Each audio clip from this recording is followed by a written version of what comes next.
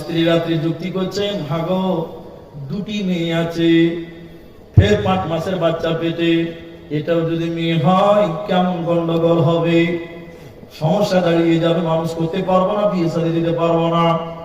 স্বামী স্ত্রীরা 1:30টার সময় 5 মাসের বাচ্চাকে নিয়ে গবেষণা করতে করতে বলতে, শামসি চলো মালদা চলো, কালকে ক্লিনিকে যে হসপিটালে যে বাচ্চাটা ওয়াশ করে বের করে নেবে, এরকম আছে না নাই জোরে বলো? আছে।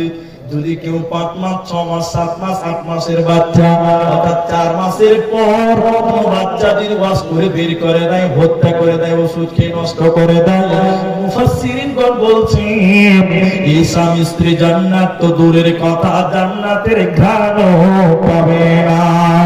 কেন পাবে না? আমি দুটি বলছি, আপনাকে একটা দুটো বলি। এক, মানুষ হত্যা করা কবিরা গুনাহ, সে গুনাহ এদের হয়ে যাবে, এরা মানুষ হত্যা করেছে। দ্বিতীয় নম্বর, আল্লাহ কুদরতকে জবাই করে দিলেন, এর গুনাহ হত্যাকারী হিসেবে কিয়ামতের দিন জবাব দিতে হবে। এজন্য এই স্বামী স্ত্রী জান্নাত পাবে না, পাবে না। এটা মশলা বলি আপনাকে, আমি ফতোয়া দিই না, আমি কোনোদিন জালসাতে প্রশ্ন উত্তর দিই না, তারপরে বলছি এখনকার ওলামাদের ফতোয়া হচ্ছে, কোন বাচ্চা যদি মরা জন্ম নেয়, শুনেন, কোন বাচ্চা যদি মরা জন্ম নেয় তবুও তার জানাজা পড়তে হবে। শুনেছেন ফতোয়া? শুনেছেন? আচ্ছা, কেন মরা বাচ্চা জানাজা দিতে হবে তার কারণ শুনে নেন। হাদিসে এসেছে, কোন বাচ্চা যখন মায়ের পেটে, শুনেন, বিবাদে যাবেন না, সমাধানে যান, আমি সমাধান করছি আপনাকে। হাদিসে এসে কোন বাচ্চা যখন মায়ের পেটে 4 মাস হয়ে যায়, তখন তার রূহ ফুঁকে দেওয়া হয়। কি ফুঁকে দেওয়া হয়? তোর স্বাভাবিক মানুষ দেখবেন, আপনার স্ত্রীকে নিয়ে দিন ডাক্তারখানায় গেছিলেন চেক আপ করার জন্য, স্ত্রীকে আপনার স্ত্রীটাকে ডাক্তার কি বলেছিল? আপনার স্ত্রীকে, মা বাচ্চাটা নড়াচড়া করছে, জিজ্ঞাসা করে না? আপনার হ্যাঁ বলুন না গো, বাচ্চা পেটে নড়াচড়া করে, যদি ওর রুহুই না থাকে, মরা হয়, নড়াচড়া করতে পারবে? পারবে না। তার মানে যেদিন মায়ের পেটে 4 মাস হয়েছে সেদিন রুহু ফুঁকে দেওয়া হয়েছে, তার মানে এখন আপনি যেমন মানুষ তিনিও তেমন মানুষ। এই জন্য 4 মাসের পর যদি মরা বাচ্চা জন্ম নেয়, তার মানে বুঝতে হবে জীবিত মানুষ মরেছে, ওর দাফন কাফন জানাজা সব দিতে হবে। ঠিক আছে না? বলো, বুঝতে পেরেছেন আপনারা? বা কিনা বলেন তো? এই জন্য যদি 4 মাসের বাচ্চাকে কেউ হত্যা করে দেয়, এর পরের বাচ্চা হত্যা করে দেয়, হত্যাকারী হিসেবে কিয়ামতের দিন জাহান্নাম যেতে হবে। এবার শুনতেন নিলাম না, ভালো করে বুঝেন। স্ত্রীর কাছে যখন যাবেন, মাসলাটা স্বামী স্ত্রী গোপন ব্যাপার, আমি অপিন করতে চাইছি না, ছোট বাচ্চা আছে ইশারাতে বুঝে নেবেন। যখন স্বামী স্ত্রী কাছাকাছি যাবেন, এমন অবস্থা অবলম্বন করবেন যেটা করলে স্ত্রী গর্ভে বাচ্চা আসবে না। এখন অনেক রকম জিনিস বের হয়েছে, অনেক ট্যাবলেট বড়ি বের হয়েছে, মিলন করলে পেটে বাচ্চা আসবে না। এই ব্যবস্থা আপনাকে করতে হবে, তাহলে বাচ্চা হত্যা করার গুনাহ থেকে বেঁচে যাবে।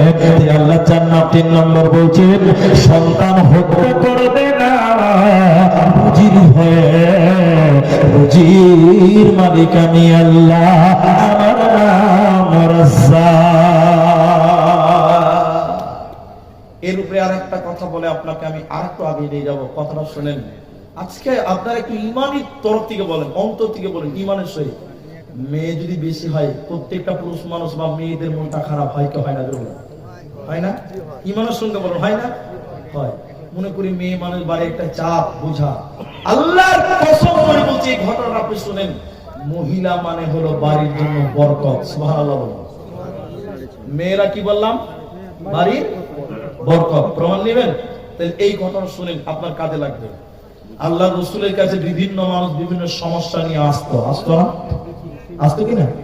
একটা লোক ভিক্ষা করছে মসজিদে নববীর সামনে। আল্লাহ নবী বলছেন, তুমি ভিক্ষা করছো কেন? লোকটা বলছে, গরিব মানুষ, কিছুই নাই। বলে, না কিছুই নাই, বলে আছে চাদর। কি আছে বলুন? চাদর। আল্লাহ রাসূল চাদরটা নিলেন। এই রতুয়া মুসলমান, মসজিদে নবীজি চাদর নিয়ে দাঁড়িয়ে বললেন, এই চাদরটা বিক্রি হবে, কে কত দাম দিবে বলো? ও বলছে 3 টাকা দিব, ও বলছে 5 টাকা দিব। আল্লাহ রাসূল বলছে, টাকাটা দাও।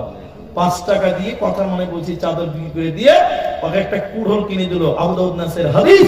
এই কুড়োল দিয়ে রাসূল বললেন, তুমি লকড়ি কাটবে, লকড়ি কেটে বিক্রি করবে, খবরদার তুমি ভিক্ষা করবে না। বলুন সুবহানাল্লাহ। এটা পথ বের করলেন কে? এটা নবী। তা আল্লাহ রাসূলের কাছে এরকম সমস্যা দেখেন, একটা খালি শোনাবো আপনাকে। একটা লোক এসে বলছে, হুজুর খুব গরিব মানুষ, দিনে 3 বেলা খেতে পাই না, 1 বেলা খাই, আমার জীবনে কোনো উন্নতি নাই, বরকত নাই, কেন না এই সমস্যাটার সমাধান চাই। রাসূল বলছে, গরিব মানুষ বরকত হয় না? বলে না। তখন আল্লাহ রাসূল বলছেন, তুমি বিয়ে করেছ? লোকটা বলছে, না বিয়ে করিনি। আল্লাহ রাসূল বলছেন, ওই জন্যই তোমার বরকত হয় না, বিয়ে করো না, তোমার বরকত হবে। বিশ্বাস আছে আপনাদের? হ্যাঁ বলুন, বিয়ে করলে বরকত হবে, বিশ্বাস আছে তো? বলছে বিয়ে করলে বরকত হবে? বলে হ্যাঁ হবে। এই লোকটা নবীর কথা শুনে যে বাড়িতে বিয়ে করলো, 2 বার খায় না, 1 বার খায়। রাসূলের কথা মোতাবেক বিয়ে করলো, 1 বারও খায়, ওই খাবারটা ওর স্ত্রী খায়, ওর স্ত্রী 2 বার না খেয়ে থাকে, 3 বেলায় খেতে পায় না, এখানে সেখানে যেখানে সেখানে যা পায় তাই খায়। আপনার বলুন বরকত কমলো না বাড়লো? বলুন, কমে গেল তো রাগ উঠবে না? লোকটা রেগে রেগে রেগে রেগে আল্লাহ রাসূলের কাছে এসে বলছে, ইয়া রাসূলুল্লাহ, হে আল্লাহর নবী, হে আল্লাহর রাসূল, আমার বাড়িতে কোনো খায়ের বরকত হয়নি, আমার কোনো বরকত নাই, আমার বরকতের চাকা উল্টা ঘুরছে। বলে কেন? বলে না খেয়ে আছে। আল্লাহ রাসূল বলছে, এই তুমি বিয়ে করেছো? লোকটা বলছে, জি আমি বিয়ে করেছি, তারপরে বরকত নাই? বলে না।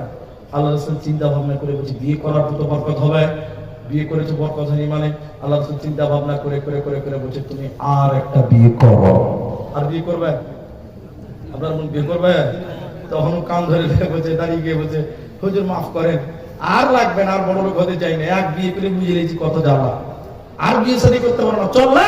আল্লাহ রাসূল বলছেন, তুমি দাঁড়াও, তুমি বিয়ে করো না, তোমার বরকত হবে। লোকটা বলছে, জি না বিয়ে করবো না। না বিয়ে করো, তোমার বরকত হবে। রাসূলের কথা শুনে বলছে যে বিয়ে যখন করতে বলছে, ঠিক আছে বিয়ে আর একটা করবো। আর একটা বিয়ে করেছে, বেচারা 2 স্ত্রী ওকে বাড়ি থেকে বের করে দিচ্ছে, না খেয়ে রেখেছে। আচ্ছা আপনারা আর একবার বলুন, বরকত বাড়লো না কমলো? এবার রাখবে না বাড়বে? আর ও রেগে গেছে। এবার লোকটা আবার রাসূলের কাছে এসে বলছে, ইয়া রাসূলুল্লাহ, হে আল্লাহর নবী, আমার বাড়িতে কোনো উন্নতি নেই, না খেয়েছি, স্ত্রীরা আমাকে বের করে দিয়েছে, সমাধান চাই। আল্লাহ রাসূল বলছে, তুমি আরো বিয়ে করেছিলে? জি, 2টা বউ বাড়িতে আছে। আল্লাহ রাসূল চিন্তা ভাবনা করে বলছে, 2টা বউ, তাও তোমার বরকত হলো না? আল্লাহ রাসূল অনেকক্ষণ চিন্তা ভাবনা করে বলছে, তুমি আর একটা বিয়ে করো।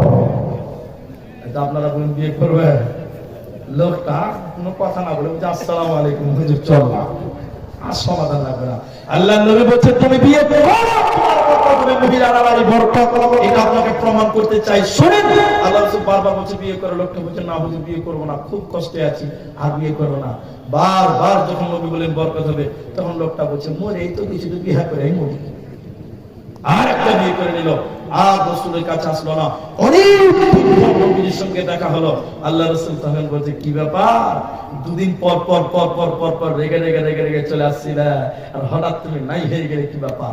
তখন বলছে, হুজুর এখন বর্তমান আমার যে অবস্থা, মোটামুটি নরেন্দ্র মোদীর মতন ব্যাপার, রসের অঙ্ক কি করে মিলল। ইয়া রাসূলুল্লাহ, প্রথম মেয়ে বিয়ে করলাম, বাড়ির বরকত কমে গেল, না খেয়ে থাকলাম। দ্বিতীয় বিয়ে করলাম, বাড়ি থেকে বের করে দিল, নবী গো, কোনো বরকত হলো না। আপনার কথাই যখন 3 বিয়ে করলাম, তৃতীয় মেয়েটা, তৃতীয় বিবিটা খেজুর গাছের পাতা দিয়ে চাটাই বোনাতে জানতো। আপনারা চাটাই বুঝেন কিনা? চাটাই বলে কি বলে? চাটাই বলে, অনেক পাটি বলে। নবী গো, তৃতীয় মেয়েটা খেজুর গাছের পাতা দিয়ে চাটাই বোনাতে জানতো। এখনকার মেয়েরা জানে না, আগেকার মেয়েরা জানতো, চাটাই বোনাতে জানতো, পাটি বোনাতে জানতো।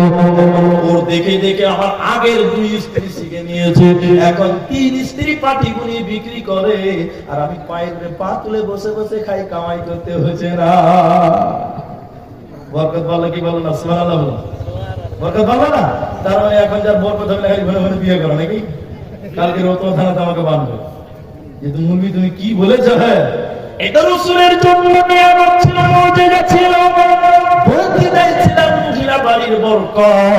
যেদিন বাড়ির মেয়েটা বাড়ি থেকে নিয়ে যাবে, মনে করতে হবে বাড়ির বরকত কমে গেল, সময় করে গেল, তার বাড়িতে বরকত বাড়বে। বলে কেন?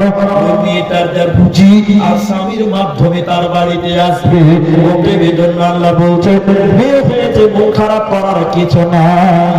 আল্লাহ তাবারাক ওয়া তাআলা বলে, বুঝির ভয়ে সন্তান হত্যা করবে না, বুঝির মালিক আমি আল্লাহ, আমার নাম রাজ্জাক। 4 নম্বর শুনেলেন, আল্লাহ তাবারাক ওয়া তাআলা বলেন, ওয়ালা তাকরাবুল ফাওয়াহিশা تقتلوا أولادكم من إملاق نحن نرزقكم وإياهم ولا تقربوا الفواحش ما ظهر منها وما بطن ولا تقتلوا النفس التي حرم الله إلا بالحق ভাইরা আমার 2 মিনিটে শুনলেন এই কথাটা 4 নম্বরটা আল্লাহ বলছেন প্রকাশ্যে হোক কিংবা গোপনে হোক গুনার কাজের কাছে তোমরা যাবে না প্রকাশ্যে হোক চাই গোপনে হোক কারণ আমি আল্লাহর কাছে গোপন বলতে কিছু হয় না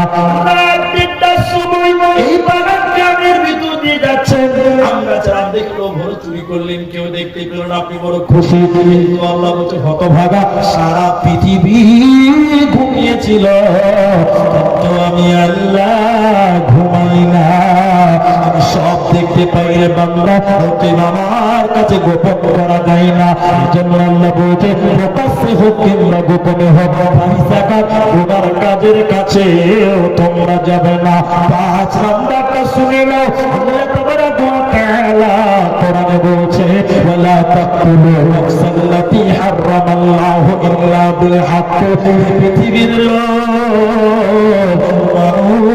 মানুষ মারার করে